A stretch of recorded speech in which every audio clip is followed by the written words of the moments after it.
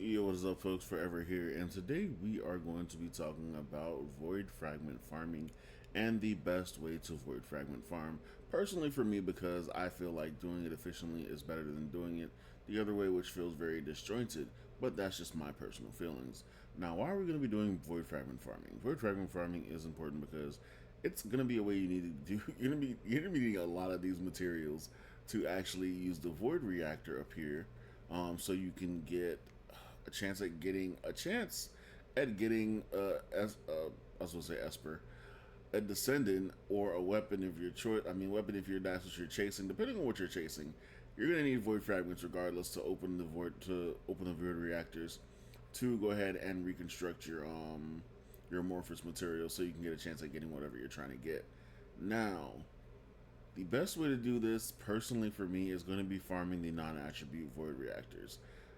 Around the world, there's going to be, or around the world rather, there's going to be a bunch of these things. These look like monoliths with these things in the middle, these little swirling vortexes in the middle. They can be different elements. You've seen them throughout the map. This one's going to be non-attribute. It shows black, which means any non-attribute descendant skill can break this. You're going to need to use a skill, so you can't use a weapon with a different element or whatever. You're going to have to use an actual skill to break these. It would be good if you could use a weapon, but I don't know why they didn't think about doing that. Anyway, well, I guess it makes you break up the monotony of running one character over and over. But anyway, so this one specifically here, this one has the chance to drop you 4 different void shards: the monomer, the polymer, the inorganic, and the organic. Now, this isn't the same at every one of these void fragments, because say this one down here, if I can move my map fast enough, this one down here, you're going to need to use chill to break it, and you're only going to get polymer void shards and monomer void shards. And generally, like I said, if you want to do this, you're going to want to go ahead and do this efficiently. So you're going to want to get all of them together because you're going to need them later on regardless. If you're farming other descendants, I was going to say Warframes again. You're going to want to farm other descendants later down the line, or farm other weapons down the line. That's up to you. I can't tell you what to do. Now, things like this one right here, this one's going to take polymer and organic, whereas I believe it's this one is going to take polymer and monomer. So they switch up depending on which fusion reactor you're going to. So that's why it's better to just grab all of the types that are there and just stack them over and over until you are done. And yeah, that's going to be it. Now, when it comes to checking your void shard count, you're gonna go ahead and hop into your inventory, well, your consumable section of your menu, and hit miscellaneous. It's gonna show up right after your precision code. Well, depending on how you have it labeled. I have mine labeled by name. But yeah, so it's gonna show you how many you have here. I have a good amount here. I was farming the other way before, where I was doing, I believe it was an electric one because I was using Bunny.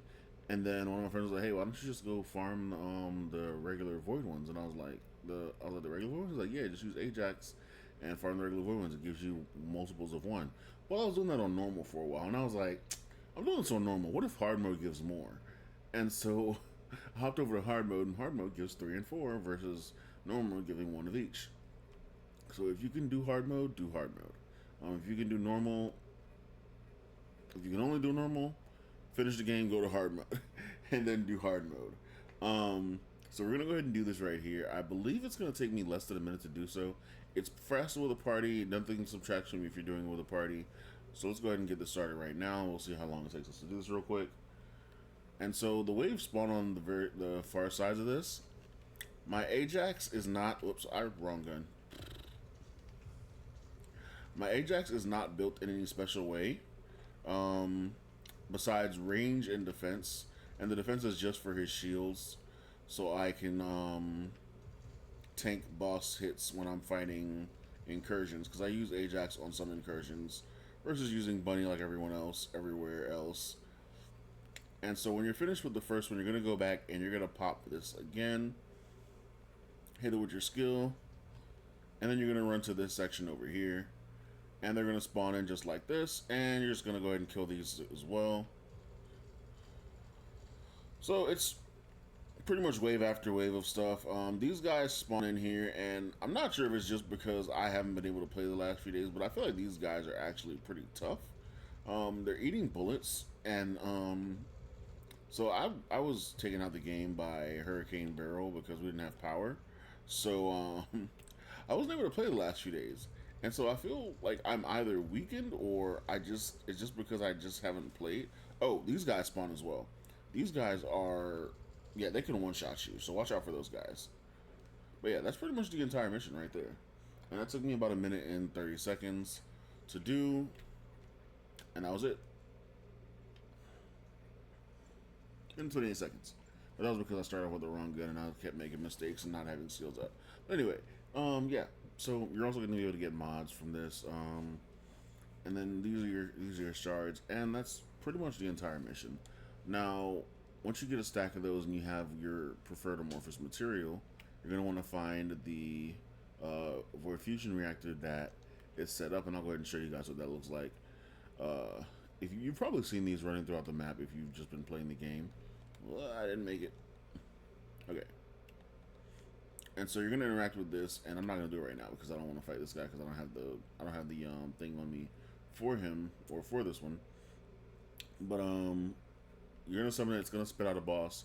You're gonna fight the boss, and then the boss is gonna drop an orb similar to the orbs that drop from when you kill the interception bosses, and you're gonna be able to interact with it to go ahead and break open your amorphous material that you have. And yeah, that's pretty much how you do that to farm. The only reason I'm doing this right now is because I'm trying to farm to get SMO, and it's a pain to get SMO. I'm not gonna lie to you, it's a pain to get every one of these. I just finished cooking. Well, I'm still cooking Valby, but I just finished breaking all of her her smaller parts. So I just have to wait the other 12 hours right now. Well, 16 hours, 12 hours now, for her to be finished baking, and I'll be able to use her. And I'll probably use her here because I feel like she'll be able to like cover this whole area and just tick things down very quickly, and then cover this whole area and tick things down very quickly. But I like Ajax. Ajax is not my style. He's just not my style. I don't like his playstyle.